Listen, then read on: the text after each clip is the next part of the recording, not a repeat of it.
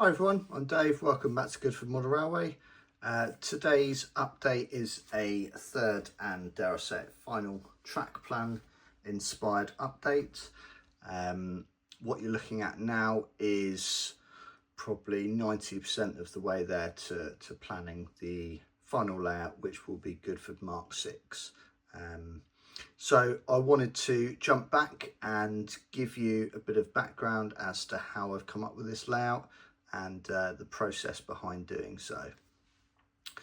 So to give you the background, Goodford Model Railway was created roughly in 2020, and it was done at a property where I had a 12-foot by 8-foot room, and I just experimented with end-to-end layouts and just had a little bit of fun with that. Tried to understand DCC. It was all new to me after not being in the hobby for 20 years, so having got to grips with it and then moving house, I had access to a 20-foot by 12-foot room, which I created Goodford Mk3, which was the first roundy layout that I've had for probably 20 years. So now you're looking at the track plan for Goodford Mk3. Now this was, by my own admission, a great layout, but a not great layout. It was a jack of all trades, master of none. It had a lot of operational scope, and actually watching back the videos of running sessions and the progress made whilst making it, I really enjoyed it. I learnt a lot from doing it.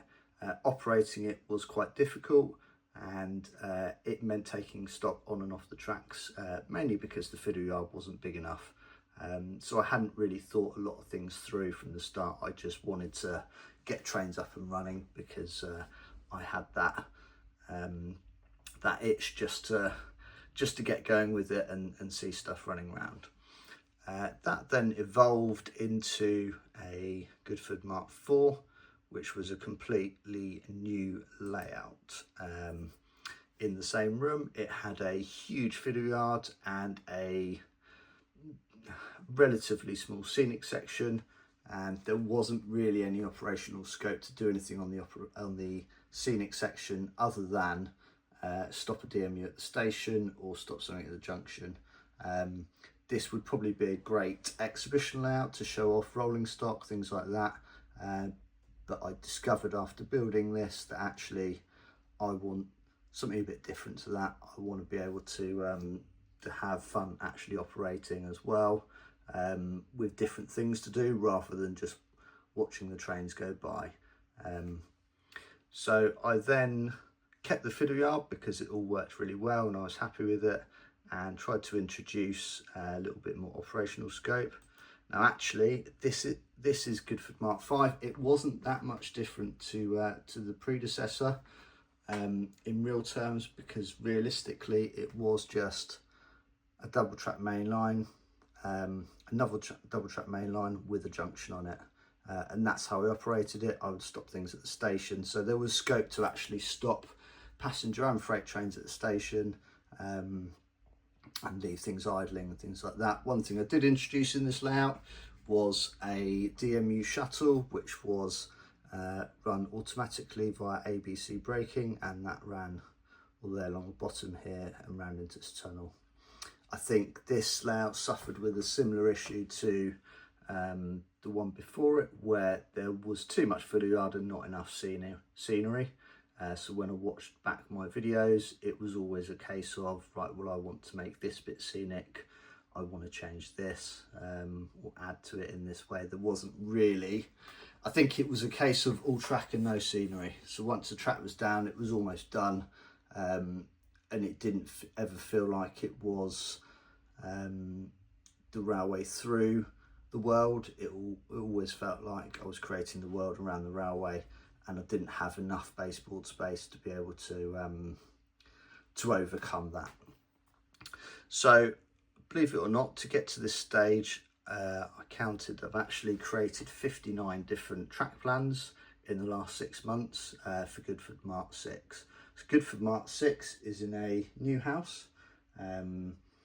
The room available is 32 foot by 9 foot, so slightly different dimensions. That was intentional. The room itself has been custom built, which is why it's taken a while to get to this stage.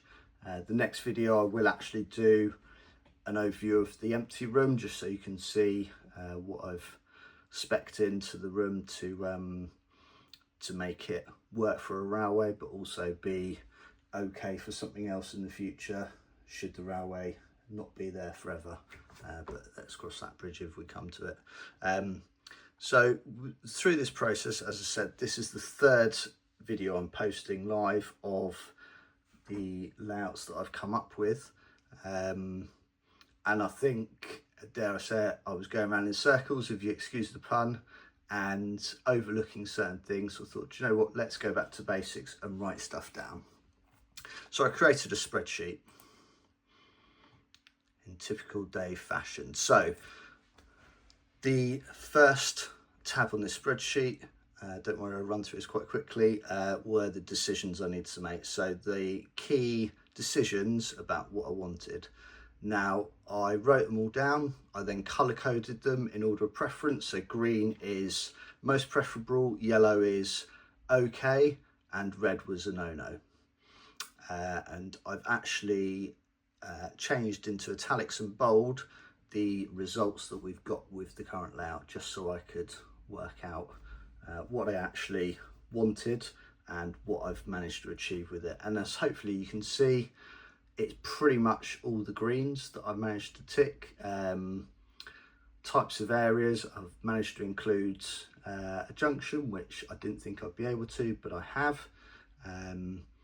But outside of that, the only thing that I didn't really manage to achieve was where the main lines are on the board. They're in the middle of the boards rather than being right at the back. But I don't think that's necessarily a bad thing. It just means when you're filming, you need to put the camera in a slightly different place. But as part of the spec of the room, I've had the walls painted sky blue. So if they're in the background as such, hopefully they'll blend into the shots. So that just means I need to be a bit smarter with my camera work. And the only other bit is number of staging tracks, or I've called them staging tracks rather than fiddle yard loops. The result is actually the same number of tracks, but just a slightly different spec. So yeah, that's what I've managed to achieve. So what else we got on this spreadsheet? I wanted to look at inspirational layouts. So these are layouts which are mostly exhibition layouts, which have really been on my hit list of layouts that I really like to look at. But as you can see on the feedback on the layout, I've tried to look at it from a personal point of view of how useful it is for me, as in, if I had that layout, what would I get out of it? Is it great for an exhibition to watch? Because actually a lot of them have got multiple people operating. There's very little I could do to recreate what's seen at an exhibition if it's just me, unless I go down the route of iTrain or full automation, which I'm really trying to avoid, because I don't want it to be that I'm sat at a computer looking at a screen all day. For me, this hobby is to get away from that sort of thing, and it's more hands-on, doing stuff outside of screen related things. So these are the top 20 or so layouts that I really like. They're all quite similar. They're all modern image. There's a few roundies. I've tried to pick 00 gauge ones because what you can achieve in N is very different to what you can achieve in 00. But yeah, that's my my summary of my inspiration list.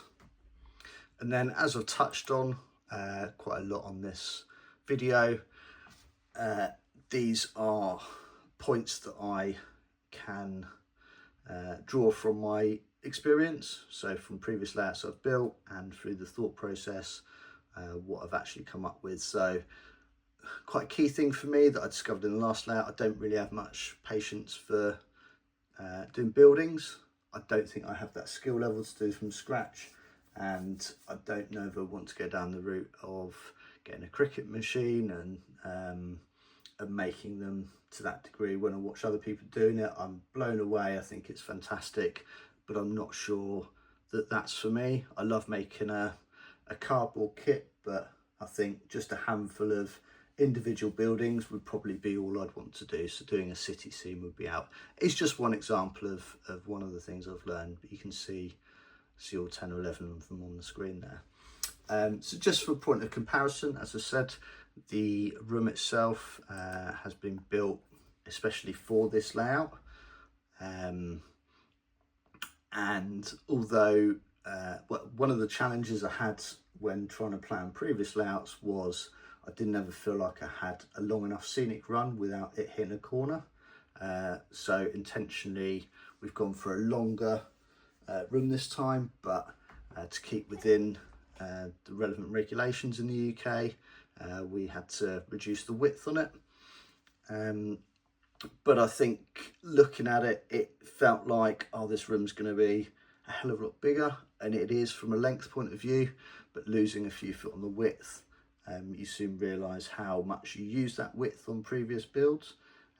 So it's just trying to regain that mindset and understand the ways of getting around that. So this is just a summary of two of the key layouts that I liked that I've made in the past. So Goodford Mark 3 and 5, which we've looked at, and then the layout which I showed you at the start, which we'll run through in a sec, the Mark 6. So you can see, and it was just a way for me to compare, to say, well, actually, for example, there wasn't enough scenic track on Goodford Mark 5, but there's a lot more on Mark 6. So it's just a way of getting that peace of mind. Okay, so that's the background behind creating Mark 6. And so let's go back to it so I can talk you through what I've actually created. So starting on the top section is probably the easiest. So this will probably be called Oakley Station, and it's inspired by a place just to the north, I believe it is, of Didcot. Correct me if I'm wrong, but it's just off of where the curves meet at the top of Didcot. So you get quite a lot of freight through there, and it's arguably set in the countryside. The station itself doesn't even have a car park or a building. There's just a couple of huts, but I've taken that to the next level because I do have a really nice country station building that I want to use and other bits and bobs. So that's the plan at the moment, but I think when it's in situ I'll work out whether I want to do the building car park. But I've tried to take inspiration from real places. So next to that there's a park. In real life there's actually probably a mile in between this junction and the station, or half a mile, and there's a load of houses and then a park and then this level crossing which sits in between the trailing crossover and the junction.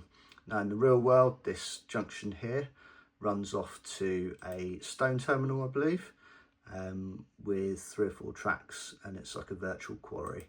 But in Oakley Station, Goodford World, this could be anything. It's just a freight terminal that you can send freight off into and pull it back out of slowly, stopping at a signal, and it just sort of appears out of the trees and ready to go over the level crossing and the crossover onto the relevant track, or obviously coming the other way. So there's scope here to stop trains, freight trains, to go into it and stop them coming out. So really make the most of the DCC sound, so you can hear things revving up and moving away accordingly. I really like this location as well, because if I was to plan this myself, I probably would have just done a straight road level crossing into the back scene, whereas actually that's not the case in this location. It's all at a slight angle, and so by taking inspiration from real places, it stops me from doing things entirely straight and in line with the edge of the baseboard. I've just realised, well, I've moved that, it's not quite in line, but so yeah, then that just curves around and goes into something I was trying to avoid, but it's the only case where it happens, is a footyard here. So this red line is back scene, so anything behind here won't be seen. Having said that, from accessibility point of view, it won't be covered up. So if I stand on a chair or really need to get to it, then these blue lines, 3 blue lines, are windows.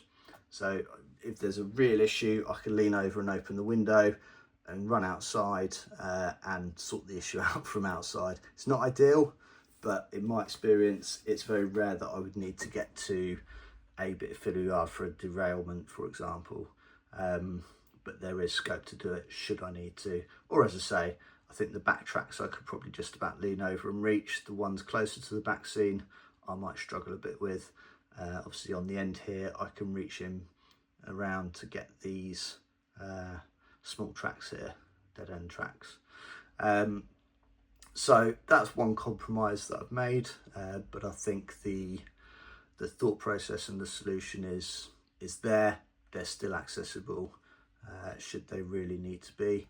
And from a seeing what's there point of view, I will be mounting a screen, so an old 40-inch TV, either on this wall or this wall, I haven't quite decided yet, potentially even above the desk, and have a CCTV system, cameras pointing down at this area. I bought it for the last row room, and it does work really well. It's a great system to have, and so you're not standing up peering over all the time. Okay, so these are the 6 main long tracks for freight, and then you've got 2 through lines. So the through lines then go into 4 tracks each, but you can only store stuff on 3 of them because you've got to have one as a through line. And then that runs all the way down the bottom here, and this is all hidden. So the plan for these 2 tracks here is that there will be a gap in the baseboard by 10 to 12 centimetres underneath, and what's above will be a good sort of 6 inches above, maybe 5-6 inches above. So if you really need to get to these 2 lines, I don't know why you ever would other than to clean them, then you could just pop your hand in through the gap underneath this back scene, underneath this scenery here, and reach in and clean the tracks.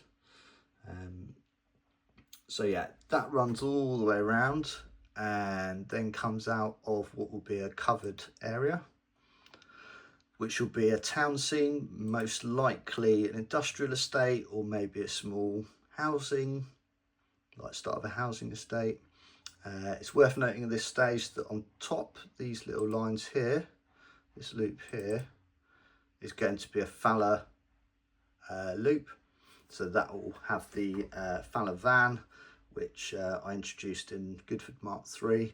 I didn't really use it to the full potential in further layouts because I never really got around to pushing it properly, but I think if I have a little van running around on top, then I'll get good use out of it, and it'll be easy to maintain and get to and things like that. I think in previous layouts I've hidden quite a lot of the loop, and then it's been forgotten about and not really used. So yeah, that'll be reinstated. Now this brings us on to the main station, which has been inspired by Ipswich and Westbury, mainly Ipswich. So if you remember back at the list of decisions, there was a long list of types of area to model. So station, partial station, throat and approach to station, and stabling point. So I liked the idea of what we had in Goodford Mark3, where we had these roads here. So we had some stabling point roads. Now, one of the issues with this layout is you would run something out of the stabling point, and to stop it to go onto the main line, it would in theory go to this end of this platform. So when you're stopping to join the main line, something's sat there idling and all you can see is the end of the train. The other solution is that it comes into here, and then so it would reverse into there and then go onto the main line. The issue with exiting that way would be that you'd have to stop everything on both main lines to run something out. And I like the idea, or I like having something running all the time. So it's all these little things that I've learned over the experience I've had of what works for me. So what I've come up with here is a stabling point at the bottom here just for locos, and then the other end of this loop, quite similar to Westbury, will be another freight terminal. So that's got 3 lines running into it, so you can leave a few bits in there. So the length of that line is about 120, what's that, 160-ish. So before the fiddle yard, there's sort of 160 to be able to leave the end or the front of a freight train hanging out. So there's a bit on scene as well. I discovered or worked out that even with this size room in 00, trying to model a whole yard or area is not possible or viable for it to look realistic. I did look at Fairford Junction at some point, and I just couldn't fit it all in. So I say that. So Fairwater Yard is the place I'm thinking of, not Fairford Junction. That's near Westbury. So yeah, Fairwater Yard, just outside of Taunton, and yeah, it's just not feasible, and it would just end up looking like a scenic fiddle yard, which is not what I was after. So to just have the entrance to the freight terminal is all I really need. And then, as I said, the stabling point, so you can fit 2 or 3 locos on these tracks here and be able to access them.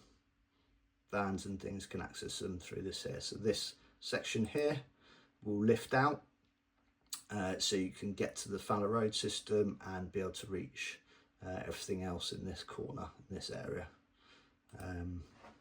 So I've managed to squeeze in a junction, because ordinarily this sort of track plan, which I really like on a station, rather than just having platform, 2 lines, platform, 2 lines, platform, or even just platform and then 4 lines through the middle, another platform, this really mixes it up and makes things a bit more bi-directional and a bit more interesting to operate. But in the real world, to have this sort of layout, you wouldn't bother unless there was a reason for it, and the reason would be to have a junction at least at one end. So very similar concept to Westbury, and as I said, this is same as Ipswich as well, because there's a junction one end at Ipswich as well.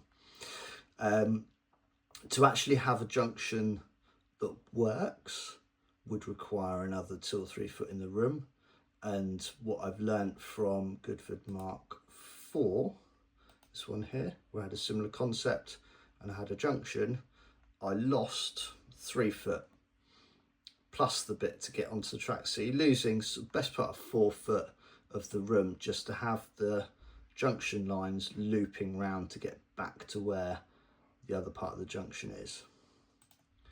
So to make this work and make it a little bit different to a few of the other layouts out there, is this junction, these 2 tracks here won't be functional from a continuous run point of view. So as you can see from my note there, I'll just have permanent way crew. It has scope to have some sort of track machine on there, maybe even a loco with like the tail end of an engineer's train, things like that. But those 2 tracks that join that junction will technically be permanently closed, and due to emergency repair works to the track. And it just helps break the scene up a bit. It gives you a bit of railway interest running through the scene, and it doesn't all have to be functional and working. It's more of a diorama sort of area.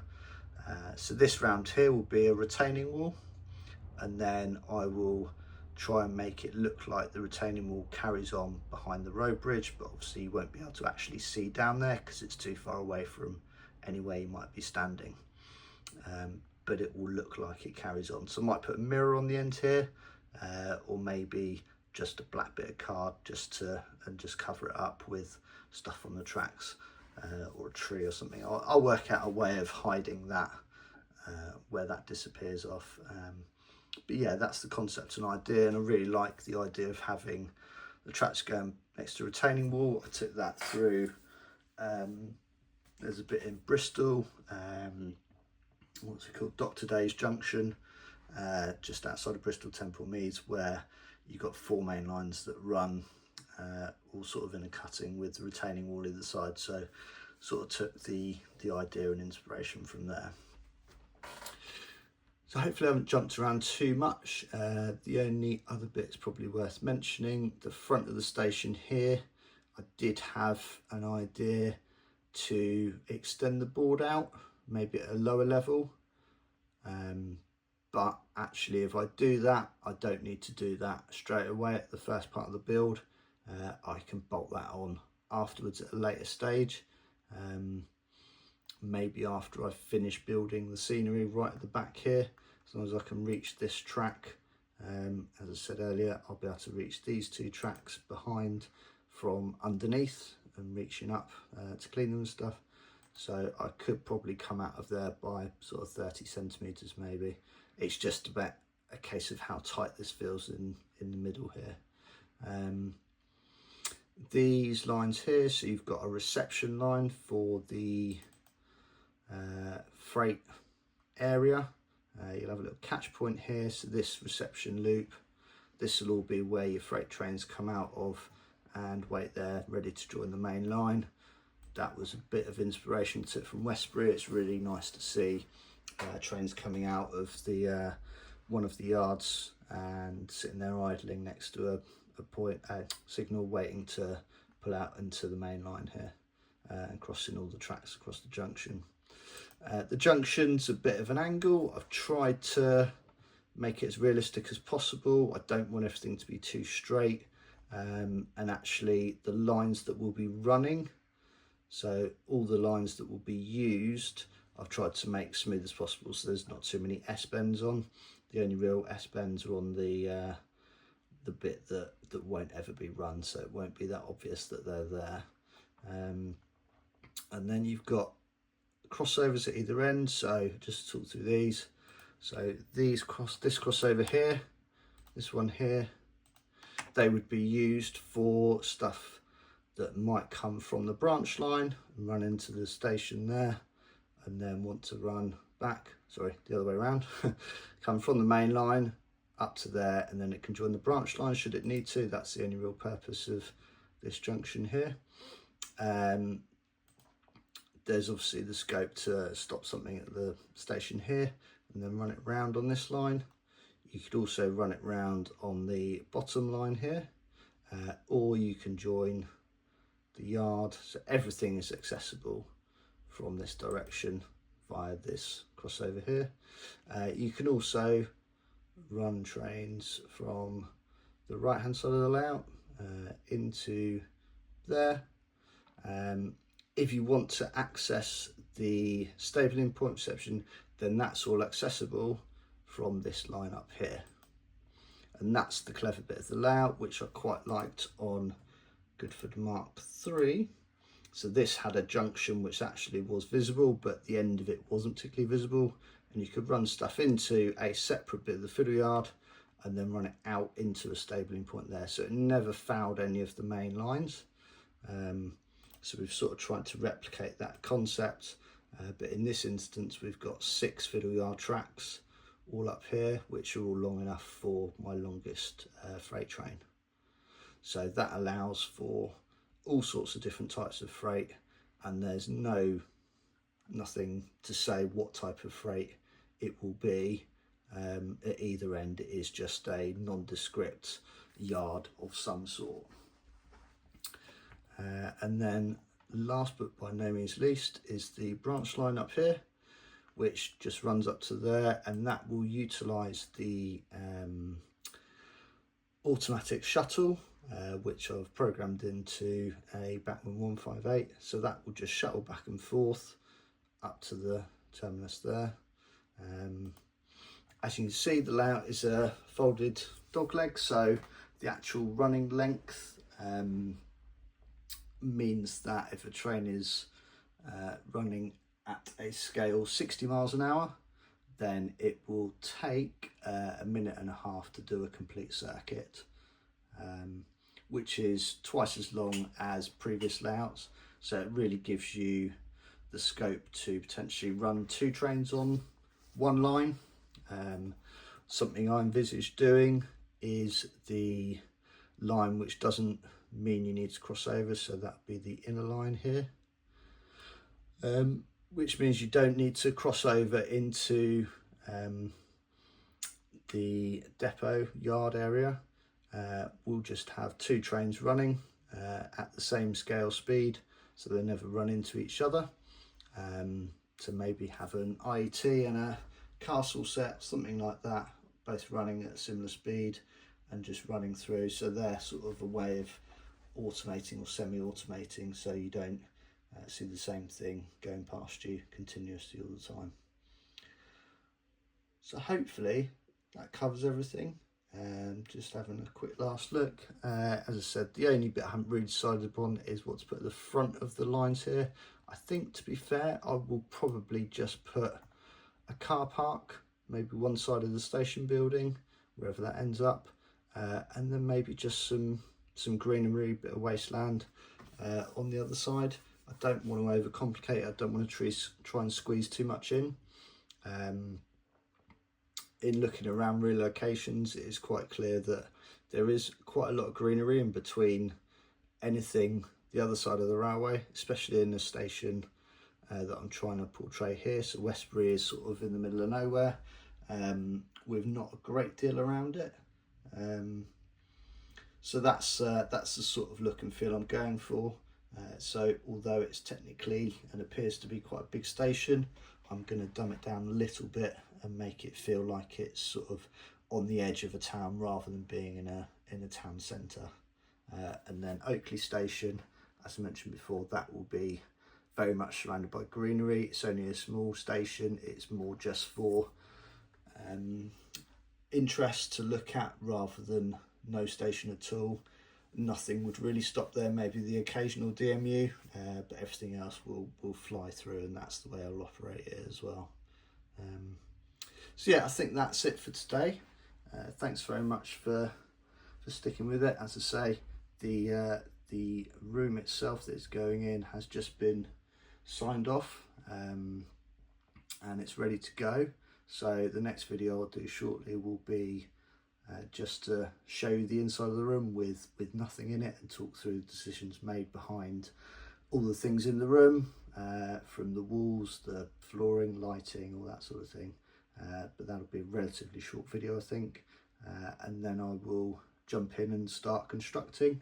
The wood for the baseboards has started arriving, so it won't be long before we can start building and getting trains running again. So thanks again, and I will see and speak to you soon. Cheers.